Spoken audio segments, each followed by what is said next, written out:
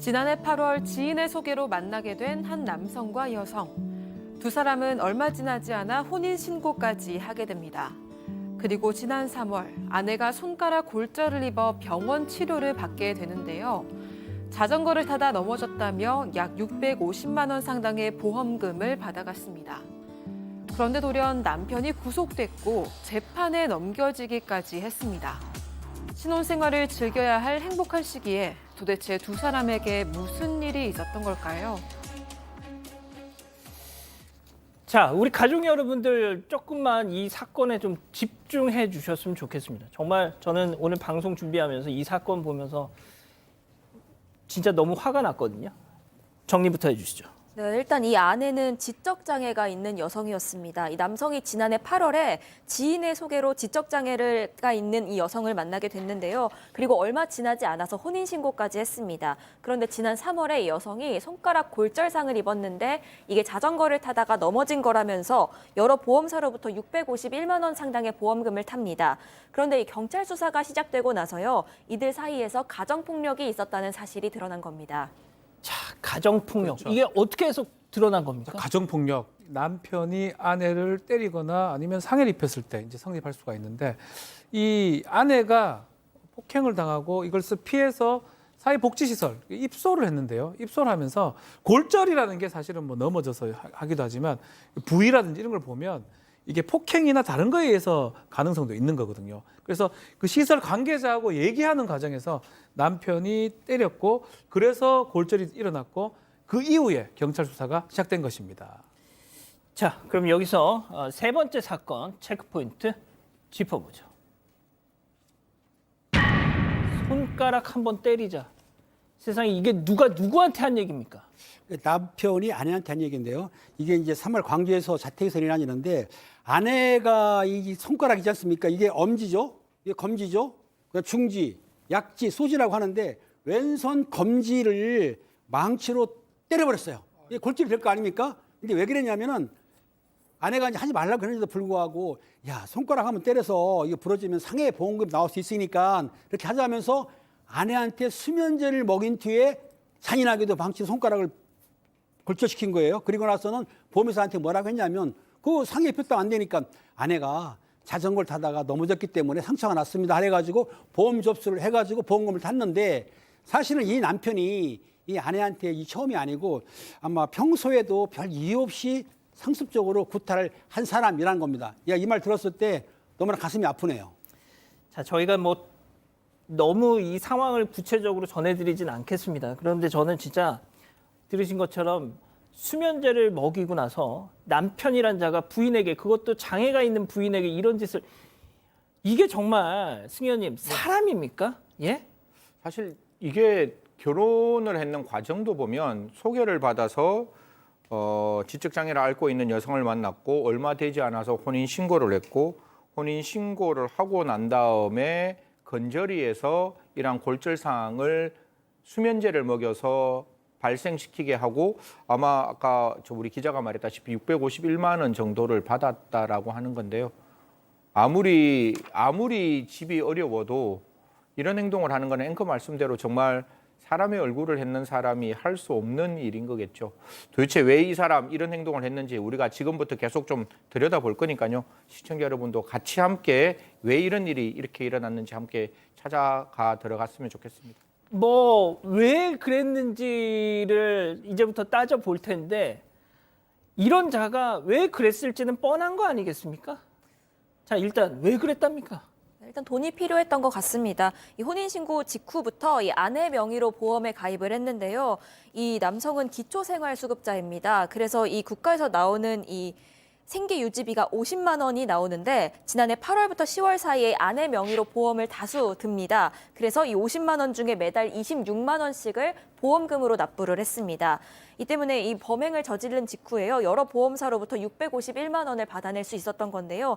이렇게 받아낸 보험금의 상당 부분을 개인 용도로 사용을 했다고 합니다. 자, 기초생활수급자입니다. 들으신 것처럼. 근데 그 수급, 나라에서 나오는 그 돈의 거의 절반을 아내 보험금에 쓴 거예요. 자, 이 정도면 승 의원님, 네. 이거는 뭐 저희의 그냥 추측이지만 저는 하지만 합리적인 의심이라고 생각합니다. 일부러 약간 사기 결혼한 거 아니에요? 좀?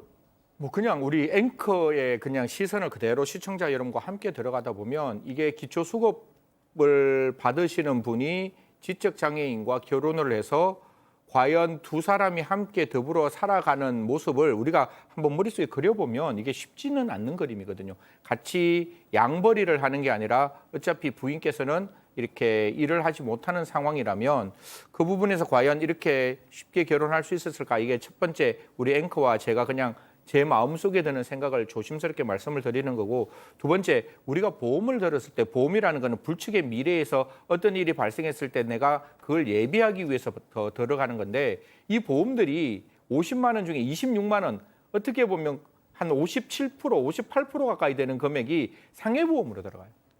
이 상해보험이라는 거는 다쳐야지만 받을 수 있는 건데 이게 굉장히 조심스럽게 행동을 할 수밖에 없는 부인의 입장이잖아요. 보통 우리와 달리 조금 조심스러울 수밖에 없는 부분이니까. 그런데 이런 상해보험을 들고 아까 제가 말씀드렸다시피 결혼하자마자 얼마 되지 않아서 아까 말씀했던 너 그 손가락으로 보험금 좀 받아보자. 그리고 수면제를 줬다는 거는 저는 앵커의 그 마음에 나름대로 전적인 동의를 표한다는 말씀드리겠습니다. 팀장님, 그런데 이런 자가 말이죠. 단순히 이걸로 끝냈을 것 같지는 않습니다. 그렇습니다. 당당히 나쁜 사람인데요. 그 경찰 수사를 처음에 몰랐던 것 같아요. 그러니까 아내가 이제 골절이 됐으니까 수술 받으려고 병원에 가야 되지 않습니까? 그랬더니 아내를 실종 신고를 해버렸어요. 이 남자가. 한 다음에 수술비 가로채려고 2차 이제 보험 타려고 했는데 아마 보험회사에는 그 사고 조사반이 있거든요. 조사해 보니까 의심 가니까 2차로 보험금 지급은 안 했습니다. 근데 또 하나가 있습니다.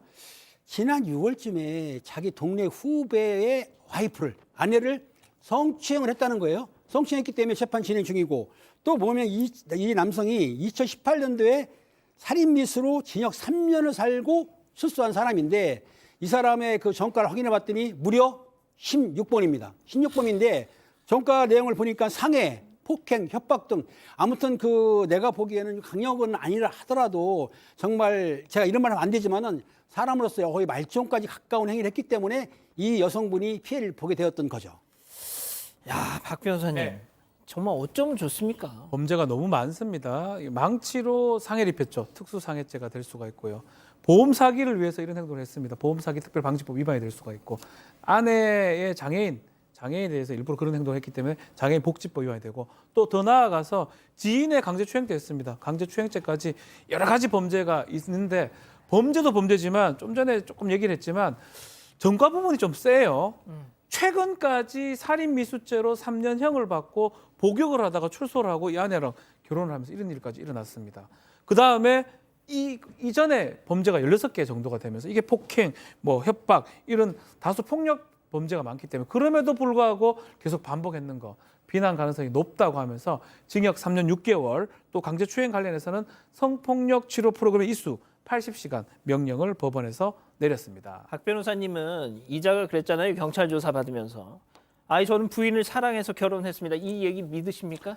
그렇지 않죠. 이거는 뭐 지금 사기를 하기 위한 도구로서 이 여자, 이 아내를 선택한 거고, 결국은 도구로서 사용하다가 뭔가 아니면 그 아내가 얘기를 했기 때문에 걸려버린 상황이고, 형도 사실은 좀 전 약한 게 아닌가. 이 여성의 어떤 모든 것을 뺏어가 버렸는데 그럼에도 불구하고 징역 3년 6개월, 형은 조금 비난 가능성이 크다고 하면서 실형이지만 조금 약한 좀 생각이 좀 많이 듭니다. 자, 지금 사건 반장 함께하고 계신 우리 가족 여러분들이 이구동성으로 하고 계시는 얘기가 있습니다.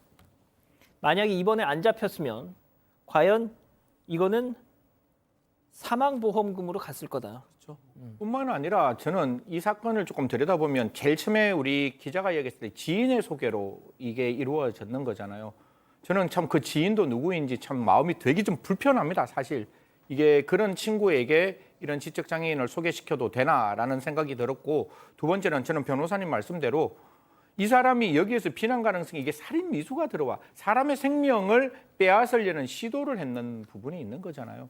거기서 3년 받고 이번에 이렇게 강제추행과 기타 등등 여러 가지 범죄를 저질렀는데 과연 이게 3년 6개월로 거쳐서 다시금 나온다면 이 사람이 또 이러한 범죄를 저지르지 않을 수 있을까에 대한 저는 확신이 없어요. 또 할 수 있을 것 같아요. 그래서 이런 사람들에 대해서 우리 국가가 어떻게 재범을 막을 수 있는지에 대한 진지한 고민, 그리고 앵커가 말씀 주신 대로 여기서 만약에 한번 이렇게 손이 다치고 난 다음에는 다음엔 조금 더 큰 거 원하지 않겠어요? 예. 조금 더 강하게, 그다음에 조금 더 강하게 했다면 과연 이 지적장애인 부인의 조심스럽지만 생명에 대한 위험이 정말로 없을까라는 점에 대해서는 저도 같이 함께 있을 수 있었다는 말씀드리겠습니다. 알겠습니다. 아직 안 끝났습니다. 이거 눌러주세요.